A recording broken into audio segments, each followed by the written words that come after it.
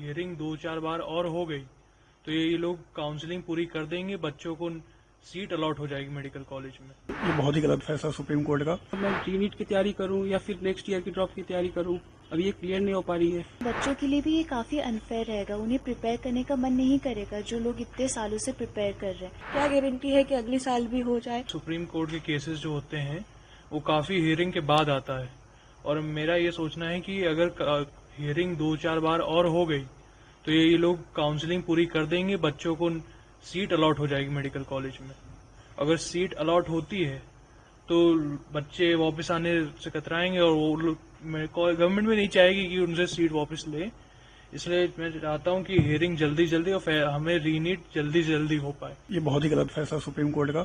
पहली बात तो जब चीजें इतनी खुलेआम है कि घोटाले हुए थे, पटना हाई कोर्ट में दलीलें दी गई थी, पटना पुलिस ने 9 लोगों को पकड़ा था, बहुत सारे प्रूफ थे, सीधा ही रीनीट करवाना चाहिए था, इस पेपर को कैंसिल करना चाहिए था, रिजल्ट रद्द करना चाहिए था।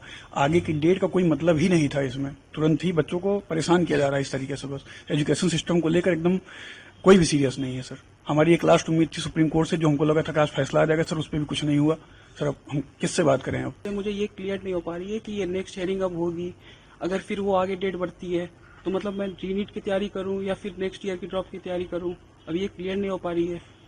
तो बस लेकिन काउंसलिंग पर रोक लगाने से भी इनकार है सुप्रीम कोर्ट का। हाँ, अगर काउंसलिंग पर अगर रोक लग जाती है तो फिर हमें थोड़ी सी कुछ रिलीफ होती है, कुछ चांसेस बनती है कि अगर रीनीट हो सकती है।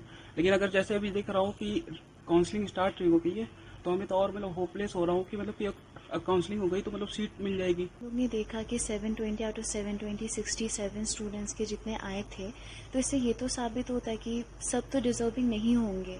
तो अगर डिजर्विंग कैंडिडेट को सीट नहीं मिलेगा मेडिकल कॉलेज में तो बच्चों के लिए भी ये काफी अनफेयर रहेगा, उन्हें प्रिपेयर करने का मन नहीं करेगा जो लोग इतने सालों से प्रिपेयर कर रहे हैं। हम खुद 2 साल से प्रिपेयर कर रहे हैं नीट के लिए।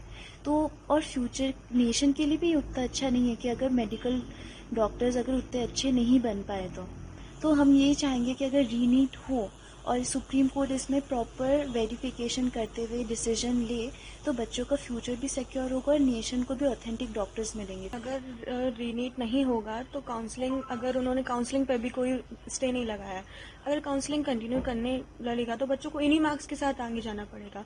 तो फिर 620-630 वालों को तो कोई कॉलेज अलॉट होगा ही नहीं, क्योंकि इतनी तो गवर्नमेंट सीट ही नहीं है। ठीक है, और हर कोई बच्चा ऐसा तो नहीं है ना कि अब 630-640 लाख ही बच्चा प्राइवेट कॉलेज में लेगा, ये भी पॉसिबल नहीं है।